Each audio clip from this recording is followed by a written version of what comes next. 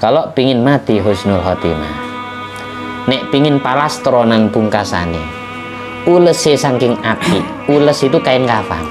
Kain kafannya masih utuh, kain kafannya masih bagus meskipun mati ratusan tahun, masih bagus, kayak baru beli.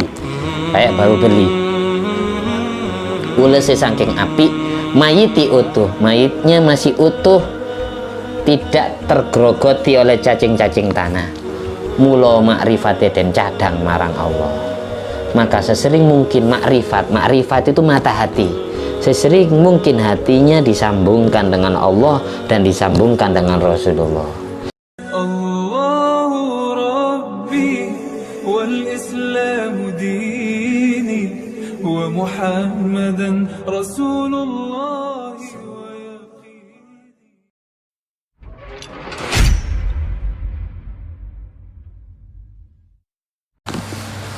Assalamualaikum warahmatullahi wabarakatuh. Alhamdulillahirabbil alamin alladzi bi ni'mati tatimmu sholihat wa bi dzikri sulahai tatanazzalur rahmat wal barakat wassalatu wassalam ala sayyidi sadat sayyidina maulana Muhammadin qutbil qadat wa ala alihi wa ashabi alanjumi zahirat amma ba'du. Allahumma sholli ala ruhi sayyidina Muhammadin fil arwah wa ala jasadi fil ajsad wa ala qabri fil kubur wa ala alihi washabihi wasallim. Rabbi syrah li sadri wa yassir li amri wa hlul 'uqdatam min lisani yafqahu qawli. Rabbi zidni ilma warzuqni fahma. Allahumma aftah alaina futuhal arifin waj'alna khalisatan liwajhikal karim. Allahumma arzuqna fahman nabiyyin wa ilhamal malaikatil muqarrabin. Allahumma nawwir qulubana binuri hidayatika kama nawwartal arda binuri syamsika. Allahumma inna na'udzubika min ilmin la yanfa' wa qalbin la yakhsha wa amalin la yurfa' wa du'ain la yusma. Allahumma rabbana anfa'na bima 'allamtana, rabbi 'allimna alladzi yanfa'una, rabbi faqihna wa faqih ahlana wa qarabati lana fi dinina. Ya Allah, jadikanlah semua ilmu yang kami miliki menjadi ilmu yang bermanfaat dan barokah, berguna untuk agama kami, untuk urusan dunia kami dan untuk urusan akhirat kami, dan ngertikan kami semua serta keluarga kami serta anak cucu kami ngerti tentang agamamu ya Allah. Jadikanlah mereka semua orang-orang yang ahli mengamalkan ilmu agamamu ya Allah. Amin. Allahumma sholli ala sayyidina Muhammadin tibbil qulub wa dawaiha wa afiyatil abdan wa shifaiha wa nuril absar wa diyaiha wa kutil arwah wa ghidaiha wa ala alihi wasallim. Allahumma sholli ala sayyidina Muhammadin wa ala ali sayyidina Muhammad ma'danil judi wal karam bail ilmi wal hilmi wal hikami wa barik wa sallim walhamdulillahirabbil alamin. Pada kesempatan kali ini alhamdulillah kita masih ditakdir oleh Allah untuk bersua kembali hadir ke majelis zikir, majelis ilmu. Semoga disertai dengan ridho Allah dan syafaat Nabi Muhammad SAW, diakui sebagai umatnya dunia sampai akhirat. Kita semua dikumpulkan di surganya Allah bersama Nabi Muhammad SAW. Ala diniyat wa ala kunyatin sholihah wa ala kulli man wa salafus sholeh wa ala kulli niyatim muallif hadal kitab Syekh Ibnu Hajar al-Asqalani, Syekh Muhammad Nawawi bin Umar al-Jawi al-Bantani, wa ala kulli niyati jami'i aulia Indonesia, jami' aulia tis'ah, Sunan Gresik, Sunan Ampel, Sunan Giri, Sunan Bonang, Sunan Derajat, Sunan Gunung Jati, Sunan Kalijogo, Sunan Muria, Sunan Kudus, Sunan Derajat, wa ala kulli niyati jami'i masyaikhina Syed Sulaiman ke Menwa ke Mahali ke Budharin ke Nur Hasan bin Watim ke Bahri Talanawi ke Budalawati bin Nur bin Ibrahim Abdul Jalal bin Fadil ke Nur Hasan bin Nawi Mat Khalil Nawi Suraj Milatuatin Nawi ke Sa'duan Nawi ke Hasanin Nawi Muhammad Al-Bakir ke Abdul Alim bin Abdul Jalil Ahmad Nawi Abdul Jalil bin Umar bin Hafidh Abimun bin Yahya Imamun Al-Mahdi Al-Muntadhar ala hadrati jami'i arwahil ulama wal awliya fi baladina. Nah khususan ke Abdul Jalil bin Ramli Gading, ke Abdul Jalal Ramli Gading, Suli Mawfuri Mazwaj Madurat Menajmain Bijai Nabil Mustafa wal Mujtaba Muhammadin sallallahu alaihi wa alihi wasallam ila hadrati jami walidaina, nama kedua orang tua kita sebutkan.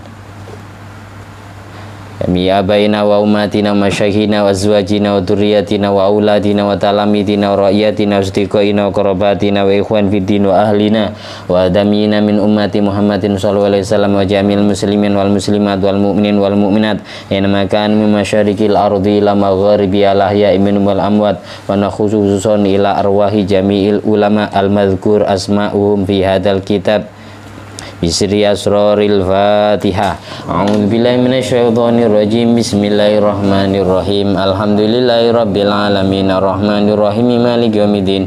Iyyaka na'budu wa iyyaka nasta'in ihdinas siratal mustaqim siratal ladzina an'amta 'alaihim ghairil maghdubi 'alaihim waladdallin. Amin. Kitab yang saya baca kitab Nasoihul Ibad. Kitab Nasoihul Ibad, syarahnya Syekh Muhammad Nawawi bin Umar Al-Jawi Al-Bantani, mensyarahi taklifnya Syekh Ibnu Hajar Al-Asqalani.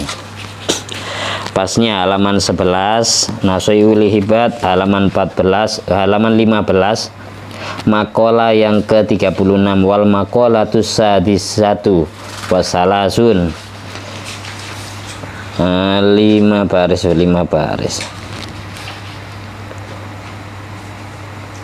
13 baris dari bawah ya, 13 baris dari bawah, wal maqalatus sadisatu wassalasun. Ketemu semua yang bawa kitab. Halaman 15, 13 baris dari bawah, wal maqalatus sadisatu wassalasun. Ya enggak ketemu dikasih tahu. Bismillahirrahmanirrahim. Mari kita tahiyat dulu sambil nunggu yang masih cari.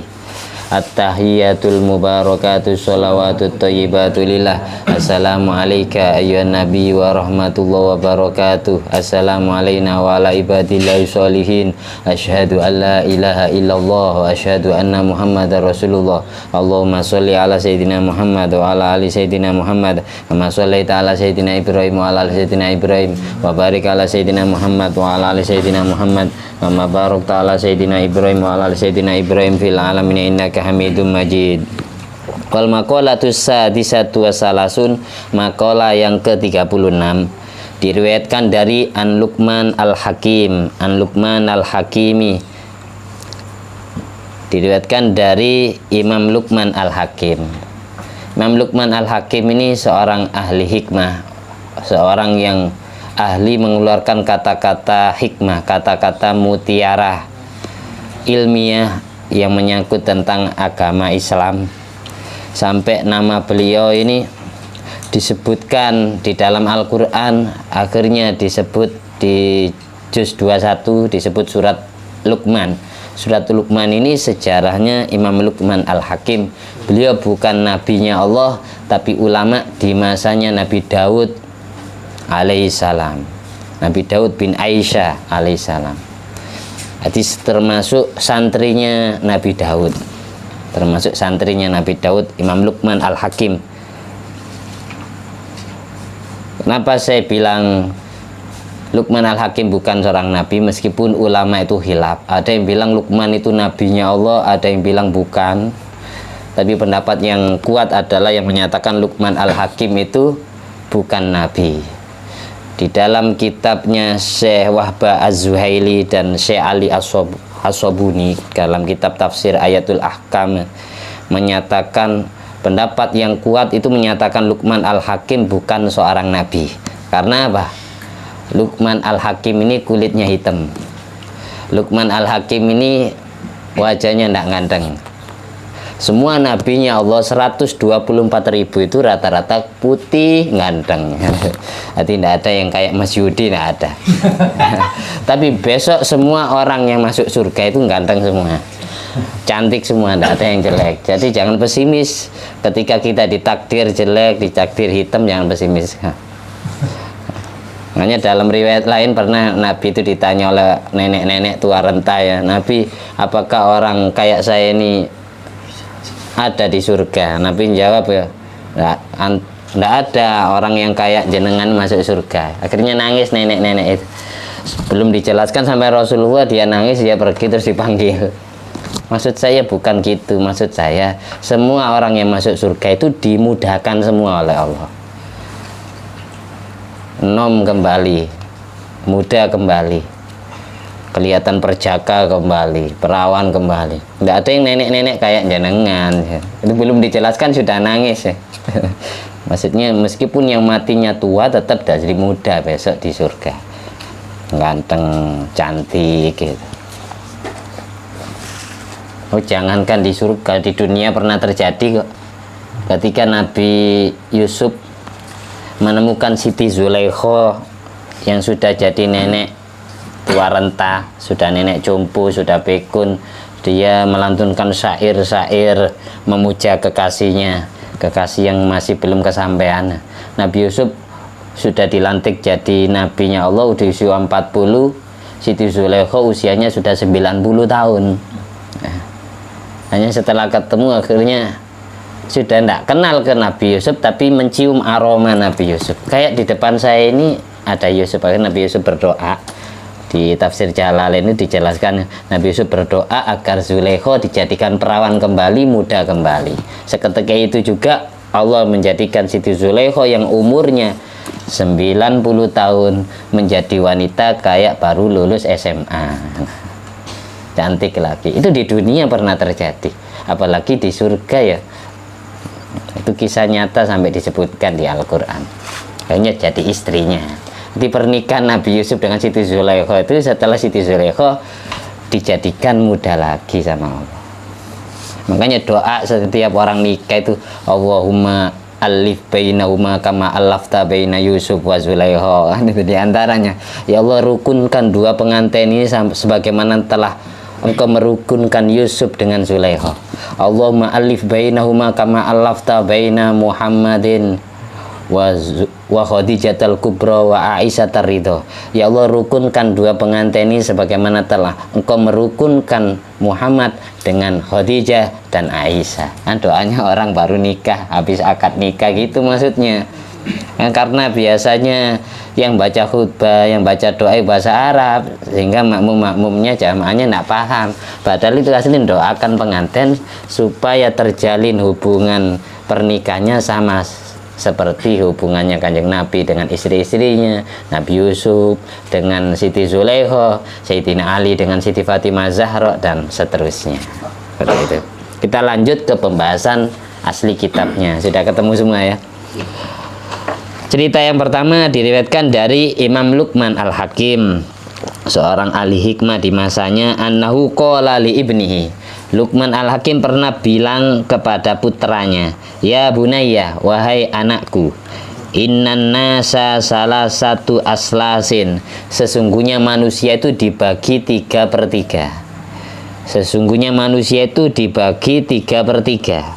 Sulusun lillah, sepertiganya untuk Allah, wa sulusun li nafsihi, sepertiganya untuk dirinya sendiri, wa sulusun lidud, sepertiganya untuk cacing-cacing tanah. Manusia itu dibagi 3 oleh Allah. Sepertiga untuk Allah, sepertiga untuk dirinya sendiri, sepertiga diperuntukkan untuk cacing-cacing tanah. Semua manusia seperti itu. Fa amma ma huwa lillah, sepertiga yang diperuntukkan untuk Allah adalah faruhuhu, rohnya manusia. Ngerti roh? Roh itu nyawa, nyawanya. Karena ada istilah jasmani, ada istilah rohani. Jasmani yang kelihatan mata ini, kalau rohani yang ada di dalam jasmani. Ketika rohani, ketika roh ini dicabut, jasmani tidak punya roh, mati. Sepertiganya manusia yang diperuntukkan untuk Allah adalah rohnya. Fahuwa roji'un lillah, semua roh akan pulang kampung kepada Allah, kepada yang punya. Ketika yang punya memanggil. Makanya al-arwah junudun mujannadah. Roh itu pernah dipasang-pasangkan oleh Allah, dicocok-cocokkan ketika berada di alam arwah sebelum dimasukkan ke rahim ibu di usia 120 hari kandungan. Biasanya roh itu ditiupkan ke rahim ibu yang hamil itu ketika usia kandungannya 120 hari. Berapa berarti? Berapa bulan? 4 bulan. Makanya ada istilah ketika ada wanita hamil 3 bulan sempurna beranjak ke 4 bulan, itu diselamati di istilah neloni. Karena sejak itulah malaikat diperintah oleh Allah untuk meniupkan ruh setiap manusia yang baru tercipta di dalam rahim ibunya. 40 hari masih berbentuk nutfah, segumpal sperma. 40 hari berikutnya, yaitu 80 hari, sudah berbentuk alaqah, segumpal darah. Yang asalnya segumpal sperma warnanya putih, 80 hari jadi segumpal darah warnanya merah. 120 hari, 40 hari berikutnya itu baru mudghah, segumpal daging. Yang asalnya segumpal darah dari segumpal daging. Sejak itulah di usia kandungan 4 bulan baru fayamfukhu firruh, malaikat diperintah oleh Allah untuk meniupkan ruhnya masing-masing manusia. Ditiup ruhnya. Dan wayu'maru bi arba'i kalimat, diperintah nyatat 4 perkara. Bikat birizkihi, mencatat rizkinya. Itu sebelum lahir sudah dicatat rizkinya. Jadi tidak usah iri kepada orang yang kaya. Sudah ada jatahnya sendiri-sendiri. Yang penting tugas kita adalah berusaha. Jangan sampai tidak kerja. Kalau orang pengangguran itu bahaya. Makanya Sayyidina Umar itu inna akrohu al-insan farigho. Saya sangat benci kepada manusia yang pengangguran. La fi amalid dunya wa la fi amalil akhirah. Sayyidina Umar bin Khattab radhiyallahu anhu sampai dawuh gitu. Saya benci orang yang jadi pengacara, pengangguran banyak acara. Saya benci orang yang pengangguran. Dia nganggur dalam urusan dunia dan dia nganggur dalam urusan akhirat. Kerja nak kerja, ibadah nak ibadah. Itu namanya pengangguran sejati. Sholat nak sholat, nyambut gawe nak nyambut gawe, itu namanya farigho. Itu orang yang dibenci oleh Sayyidina Umar bin Khattab. Tugas kita itu ibadah tiap hari dan kerja tiap hari. Jangan sampai jadi pengangguran. Kita lanjut. Setelah bikat birizkihi wa ajali, ajal patinya, ajal kematiannya sudah catat berapa tahun dia hidup di dunia. Jadi tidak bisa request. Itu sudah dicatat.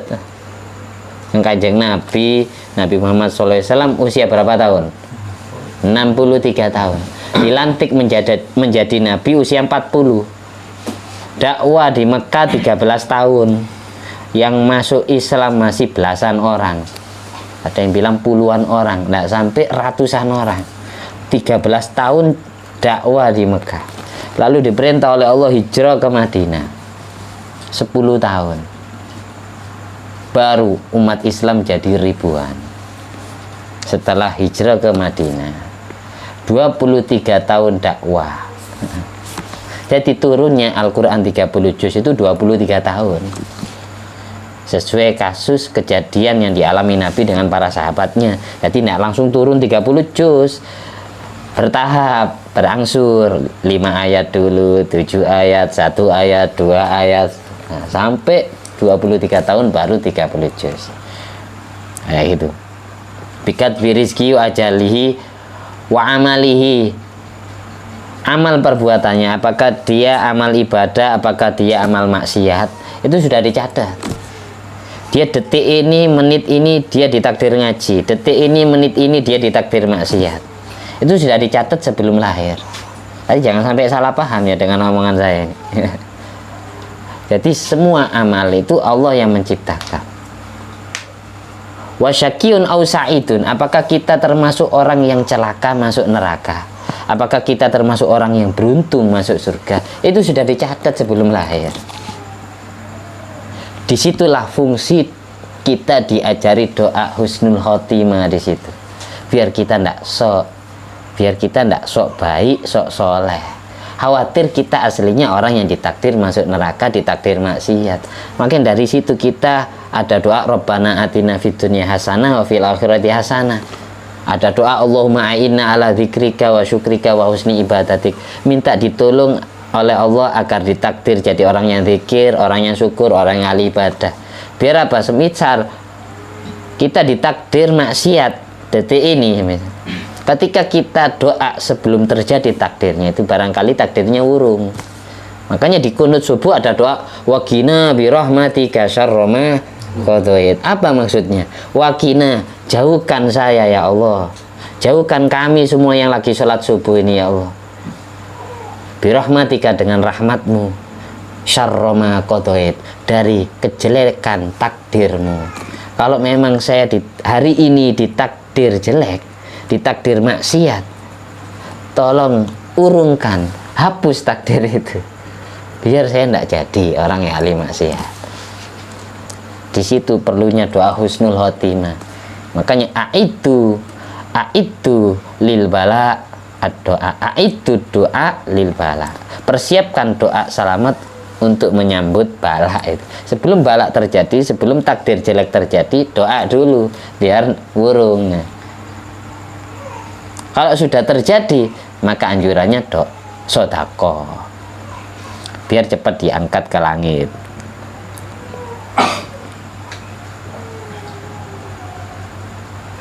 Makanya jangan gampang memvonis ini orang ahli maksiat, ini orang ahli ibadah, jangan.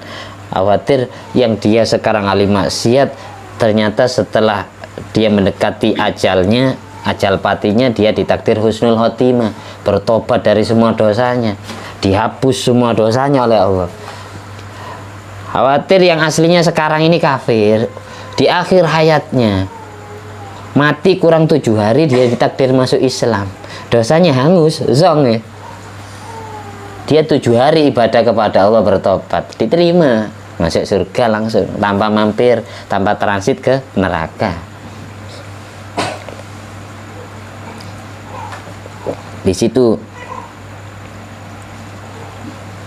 perlunya doa setiap hari itu, minta ditolong oleh Allah. Itu tidak boleh sombong.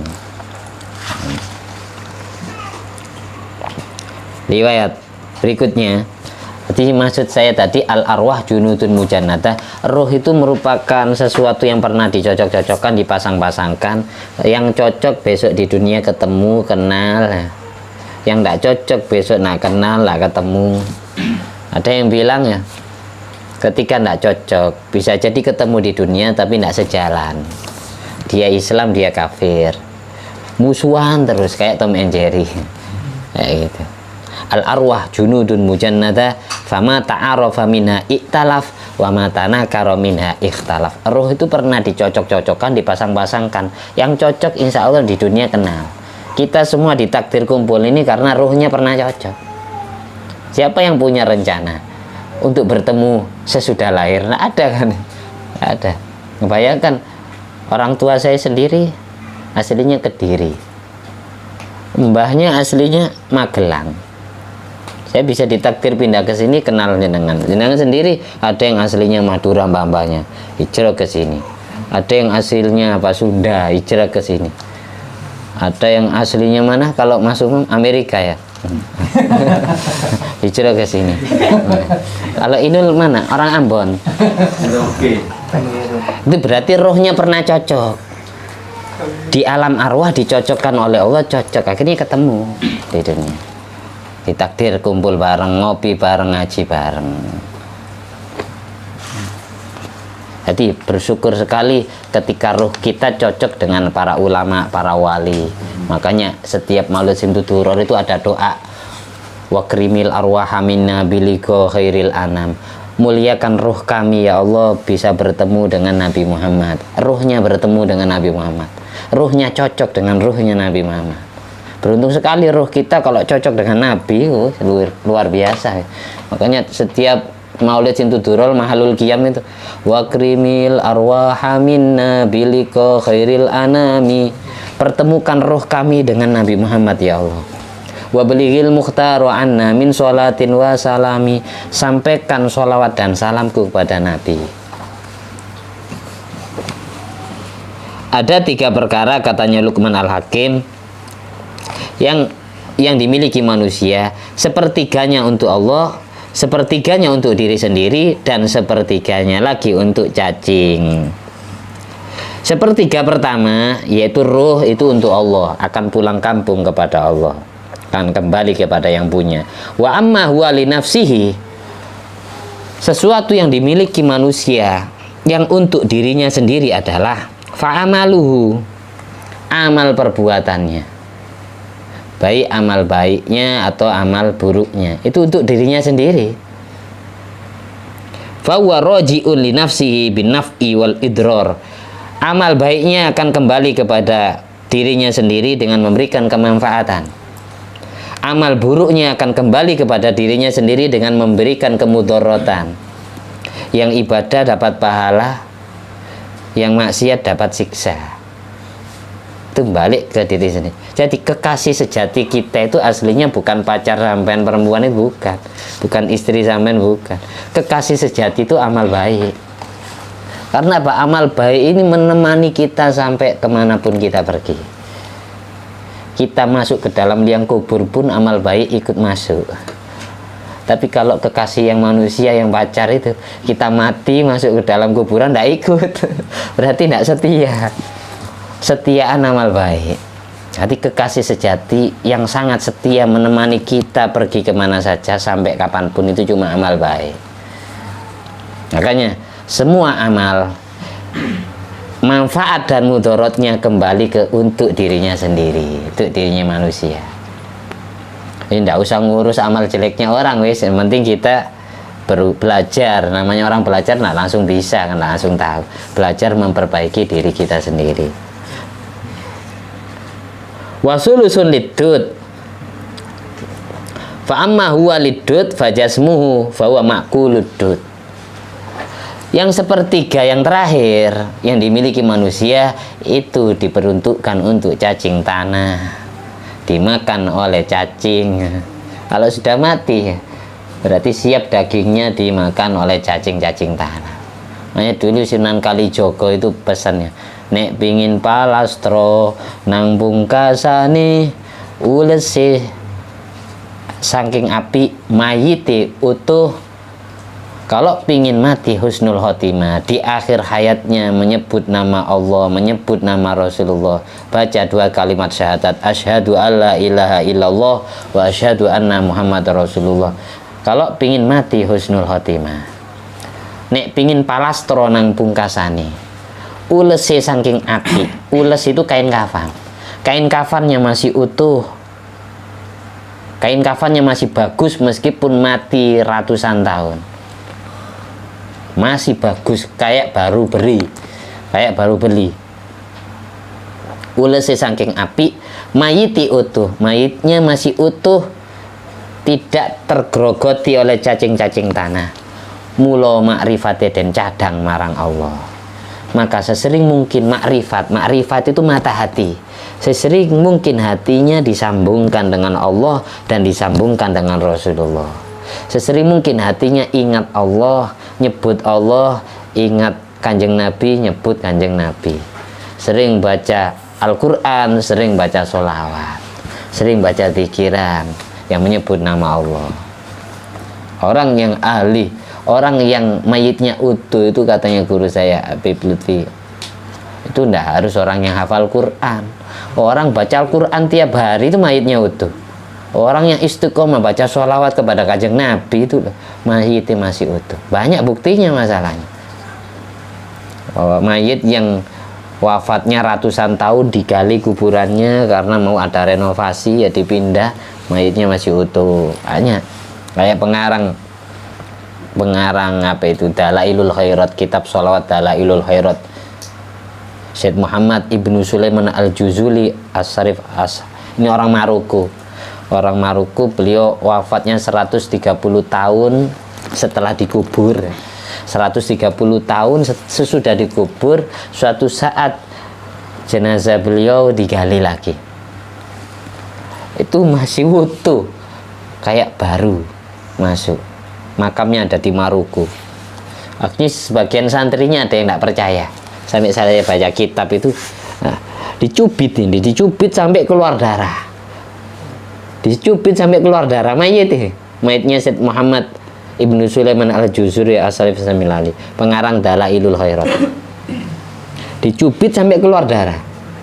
Setelah itu kembali ke bentuknya yang semula, kayak masih belum dicubit sama sekali. Itu orang yang ahli baca sholawat kepada Kanjeng Nabi. Tidak harus orangnya hafal Quran mayitnya utuh. Orang yang ahli sholawat setiap hari, orang yang ahli baca Al-Quran tiap hari, itu mutu mayitnya. Biar tidak masuk kategori makolanya Luqman Al-Hakim, sepertiga untuk Allah yaitu ruhnya, sepertiga untuk dirinya sendiri yaitu amal baik dan amal buruknya, sepertiga untuk cacing tanah. Biar tidak masuk yang tiga ini. Biar jasmani kita, jisim kita bukan diperuntukkan untuk cacing. Gimana caranya? Nek pining palastora nambung kasani ulesi saking api mayiti utuh mula makrifati dan sambung marang Allah tur marang Rasulullah. Sesiring mungkin hatinya disambungkan, dihubungkan dengan Allah dan dengan Rasulullah. Setiap hari kita baca istighfar, setiap hari kita baca Al-Quran, setiap hari kita baca sholawat. Insya Allah utuh mayitnya, nggak harus hafal. Istiqomah meskipun baca Al-Qurannya selembar tiap hari, tapi istiqomah bertahun-tahun. Mulai tahun 2022 ya, ditakdir mati semisal 2050 tapi istiqomah tiap hari satu lembar. Oh ya, luar biasa daripada orang baca Al-Quran sekali hatam langsung ya, setelah itu tidak baca sama sekali sampai 100 tahun. Ya mending orang yang baca tiap hari selembar tapi istiqomah seumur hidup, daripada sekali baca langsung hatam terus tidak baca sama sekali. Enak gitu. Wal maqalatu sabi'a wasalasun, maqalah yang ke-37. Maqalah yang ke-37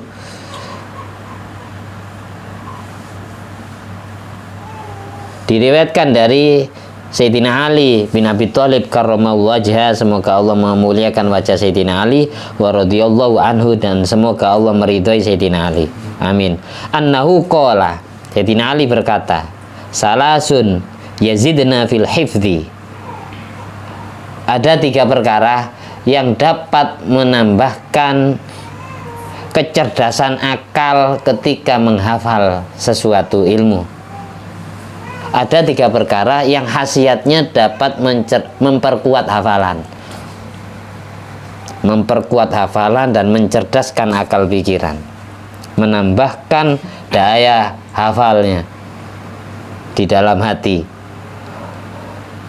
Wa yudhibnal balghama, dan dapat menghilangkan balgham, dahak-dahak yang ada di kolong tenggorokan. Balgham, balgham istilah Jawanya riak ya, riak. Jadi ada yang ya dada ini sudah naik ke atas ya, dari dada. Kalau yang dari perut naik ke atas namanya balgham. Kalau dari atas turun ke bawah itu namanya bisa mukhot, bisa lendir, bisa apa istilahnya itu? Kalau keluarnya dari hidung itu lendir, kalau keluarnya dari lubang tenggorokan itu namanya dahak ya, bisa riak ya. Jadi yang keluar dari tenggorokan bisa turun dari sini ya, dari kepala ke bawah, bisa dari dada naik ke atas. Kalau dari kepala turun ke hidung namanya ingus. Kalau yang dari perut ke atas namanya utah. Kalau utah najis, kalau balgham, kalau dahak itu tidak najis, sama kayak lendir, kayak ingus. Tapi kalau yang dari perut naik ke atas namanya utah, ini yang najis. Makanya sampean kalau habis muntah jangan langsung minum, berkumur dulu, bersihkan dulu rongga mulutnya, berkumur baru dimuntahkan sampai 3 kali ya, baru minum. Jangan habis muntah langsung minum glek ya, najis dimakan lagi. Paham ya? Makanya orang yang mengkonsumsi permen karet yang dibuat sebulan itu aslinya haram. Ada sesuatu yang menjijikkan, tapi kalau sudah keluar dari makdannya, dari sumbernya dimasukkan ke kembali, itu haram. Sesuatu yang tidak najis tapi menjijikkan, itu contohnya lendir ya, ingus, ludah. Ini kalau sudah keluar dari sumbernya. Ada lendir keluar dari rongga hidung, melembet gini ke bibir terus ditelan, dikonsumsi, haram. Meskipun suci tapi menjijikkan. Ada ludah sudah dimuntahkan keluar, baru dijilat lagi, ini haram hukumnya. Kayak orang makan permen karet, dimasukkan lagi. Sesuatu yang tidak najis tapi menjijikkan, ketika sudah keluar dari sumbernya, keluar dari hidung, keluar dari rongga mulut, sudah keluar terus dimasukkan lagi dikonsumsi, ini haram. Haram. Kecuali dengan tujuan litabaruk, ngalap barokah. Kalau di kitab Hasyiatul Bajuri dijelaskan, kecuali dalam tujuan tabaruk, ngalap barokah. Kayak ludahnya wali, banyak kan wali ya meludah ke mulutnya santrinya terus ditelan, itu ada kan ya. Itu enggak apa-apa kalau gitu. Ludahnya wali, kalau ludahnya kalau ludahnya Sopi jangan. Racun.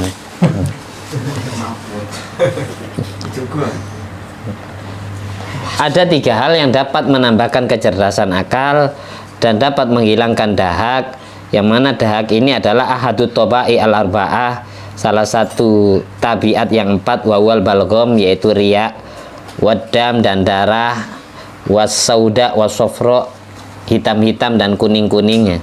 Itu semuanya ada, tempatnya ada di dalam organ tubuh kita. Dahak, darah, hitam-hitam dan kuning-kuning. Makanya kalau keluar dari anus dari dalam kuning, ada yang kadang hitam, nah, ya. Kalau keluar dari sini dari kulit merah, ada yang putih, nah. Keluar dari sini ya putih. Jadi dahak ini adalah salah satu dari 4 perkara yang tempatnya di dalam.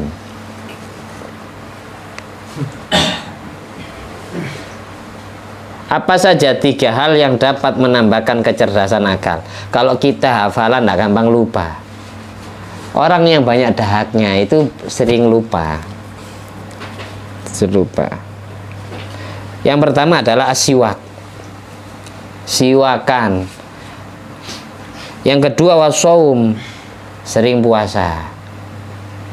Yang ketiga adalah waqiraatul Quran, istiqomah baca Al-Quran. Orang yang sering siwakan, sering puasa, sering baca Al-Quran, itu cerdas akal pikirannya, hafalannya kuat, tidak gampang lupa.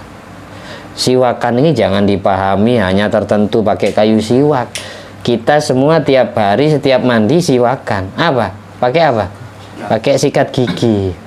Sikat gigi itu siwak, ngerti ya? Hanya saja di zamannya Kanjeng Nabi kayu, masih belum ada pak sikat gigi ya. Kanjeng Nabi pakai kayu, ngerti ya? Berarti setiap kita mandi itu niati siwakan ketika gosok gigi.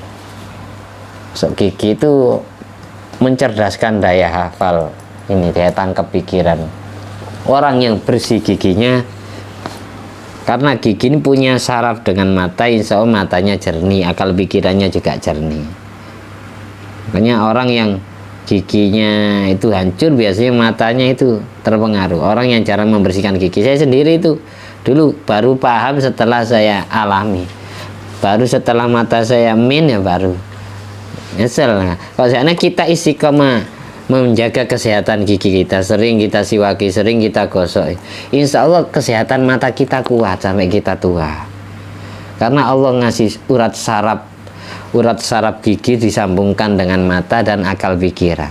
Buktinya, kalau kita sakit gigi, apa bagian mana yang terasa sakit? Bukan hanya ini, tapi sini sakit. Ngerti ya? Karena gigi ini ada urat saraf nyambung ke mata dan akal. Buktinya,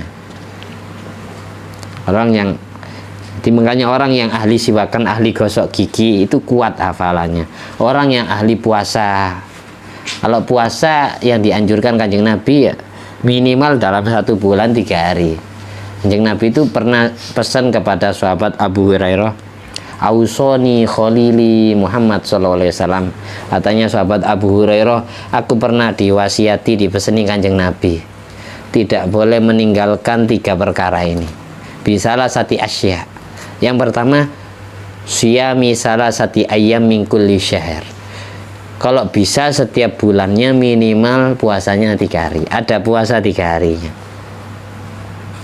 Tapi pendapat ulama, kalau kita puasa 3 hari dalam 1 bulan, yang paling baik adalah milih ayamul bid, puasa hari putih, puasa yang dilakoni Nabi Adam. Nabi Adam setelah melanggar makan buah khuldi itu kulitnya menghitam, lalu diperintah oleh Allah melakukan puasa hari putih.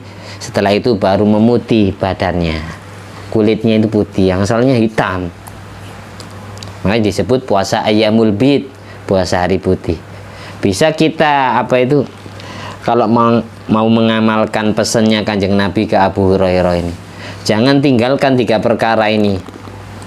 Yang pertama, istiqomalah berpuasa 3 hari setiap bulannya. Terserah milih hari yang mana, yang penting ada puasa 3 hari. Latihan Ramadannya entah 3 hari pertama 1, 2, 3, entah itu 3 hari tengah-tengah 13, 14, 15 yaitu ayamul bid, entah 3 hari terakhir 28, 29, 30, entah 3 hari ngambil Senin Kemis. Pokok 1 bulan minimal puasanya 3 hari.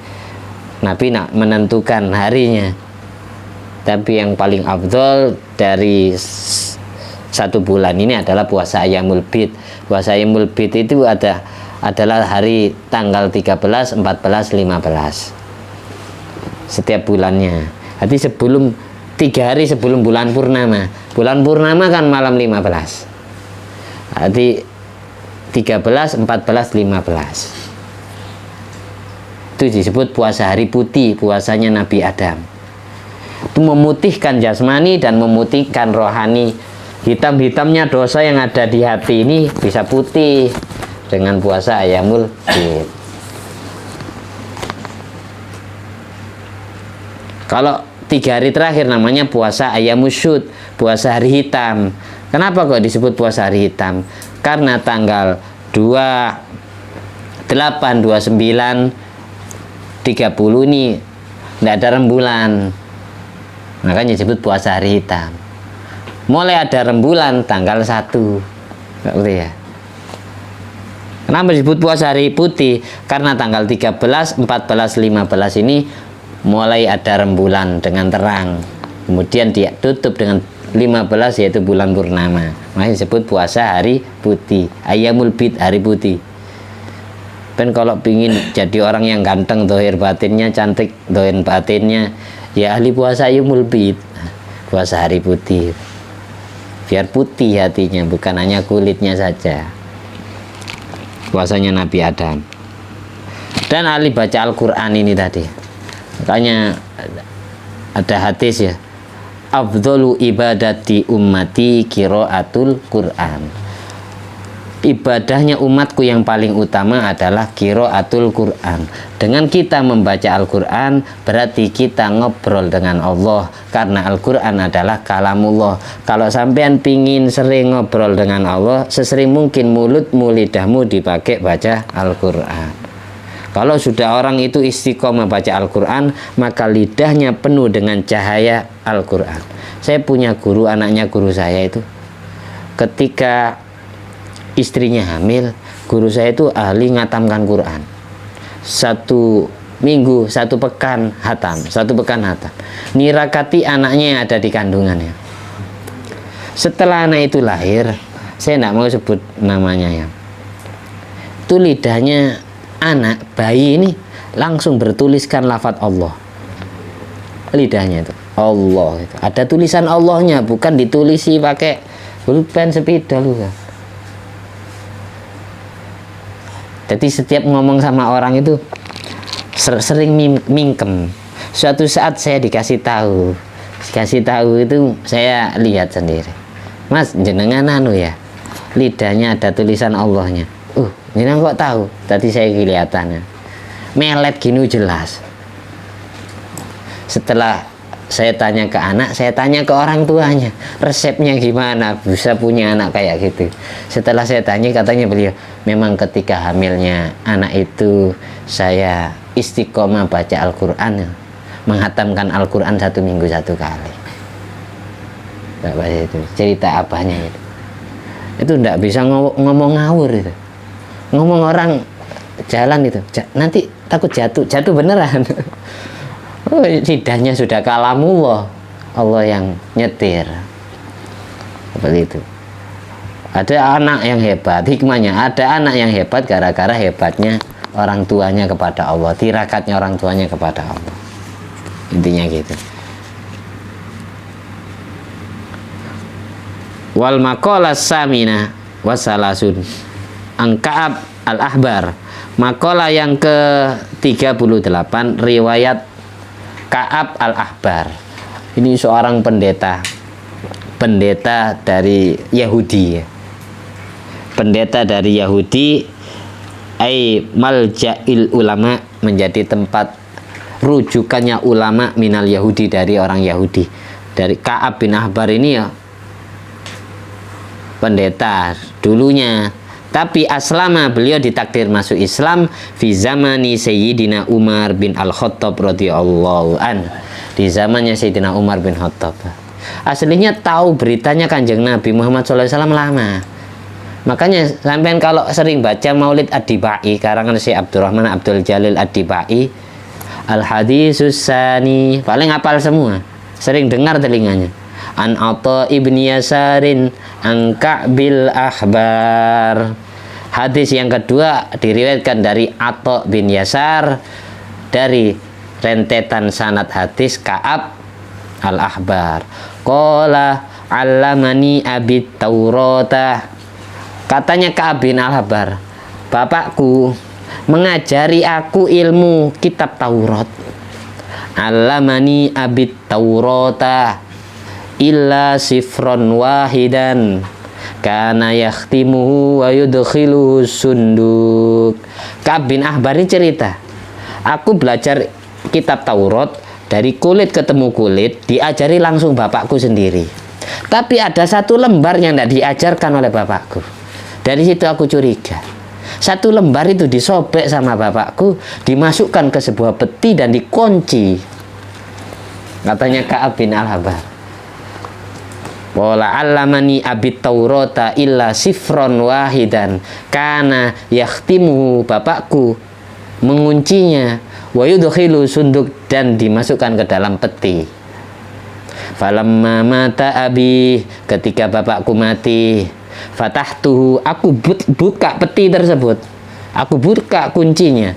Fatahtuhu faidan fihi nabiyyun akhiruz zaman mauliduhu bi Makkah wa hijratuhu bil Madinah wa sultanu bisam. Aku buka isi peti itu, ada satu lembar kitab Taurat yang sengaja tidak diajarkan kepadaku setelah bapakku meninggal dunia. Dibuka oleh Ka'ab bin al-Ahbar, dibaca keterangannya, ternyata di dalam satu lembar ini menerangkan bahwa besok ada nabi akhir zaman yang diutus di kota Mekah dan disuruh hijrah oleh Allah ke kota Madinah, dan wilayah kekuasaannya sampai ke negeri Syam. Ka'ab bin al-Ahbar ini sengaja nak masuk Islam, padahal awalnya sudah mendengar berita bahwasanya nabi itu sudah diutus, tapi belum mantap. Karena apa? Wilayah kekuasaan Islam masih belum sampai ke negerinya. Nabi Muhammad SAW wafat. Ini sudah saya dengar berita bahwasanya di Mekah terlahir seorang nabi, diutus seorang nabi, dan dia sekarang sudah hijrah ke Madinah. Tapi wasultanu bisam, kekuasaan Islam masih belum nyampe ke negeriku Syam. Syam di sini yang dimaksud adalah wilayah Syam Suriah, wilayah Jordan, wilayah Lebanon, Palestina, sebagian dari wilayah Irak, Iran, dan Israel. Ka'ab bin al-Ahbar ini orang Israel, orang Yerusalem. Yerusalem sekarang masuk wilayah Masjidil Aqsa atau Palestina yang sekarang perang tok itu sama Israel. Ka'ab bin Ahbar diam di situ. Saya mendengar berita ada nabi akhir zaman yang disebutkan di keterangan kitab yang saya pelajari. Ini kitab Taurat ini. Dia sekarang sudah terlahir ke dunia dan sudah dilantik menjadi nabi, dan dia sekarang hijrah ke Madinah. Tapi dakwanya belum sampai ke negeri saya. Diterangkan di kitab Taurat wa sultanuhu bisyam. Tapi belum nyampe. Nabi Muhammad SAW sampai wafat di Madinah. Setelah itu diganti Sayyidina Abu Bakar As-Siddiq sampai wafat di Madinah. Baru diganti Sayyidina Umar bin Khattab, dakwah Islam nyampe ke negeri Syam. Disitulah kemudian Ka'ab bin Al-Ahbar masuk agama Islam. Ternyata benar isi keterangan Taurat ini. Saya beriman, saya masuk Islam, baca kalimat syahadat semenjak Sayyidina Umar bin Khattab jadi khalifah. Kayak gitu. Pernah dengar semua ya? Iya, karena kita hanya sebatas baca, nggak pernah ngaji adibai, sehingga nggak paham. Ini ulama Yahudi ditakdir panjang umur ini, nututi zaman sebelum Nabi Muhammad lahir sallallahu alaihi wasallam, sampai zaman Nabi dilantik menjadi Rasul, sampai zaman Nabi wafat hijrah ke Madinah, sampai zaman Sayyidina Umar dakwah ke kampungnya. Umurnya berapa ratus tahun Ka'ab bin Al-Ahbar baru masuk Islam, setelah terbukti bahwasanya firman-Nya Allah yang ada di kitab Taurat ini benar. Dia ditakdir masuk Islam di zaman Sayyidina Umar bin Al-Khattab radhiyallahu an. Nabi Muhammad SAW wafat di usia 63 tahun. Abu Bakar As-Siddiq ini wafat radhiyallahu an, wafat di usia 63 tahun. Sayyidina Umar bin Al-Khattab ini wafat di usia radhiyallahu an, wafat di usia 63 tahun. Sayyidina Utsman bin Affan ini ada dua versi, ada yang berpendapat 84 tahun, ada yang berpendapat 82 tahun. Sayyidina Ali bin Abi Thalib wafat di usia 63 tahun.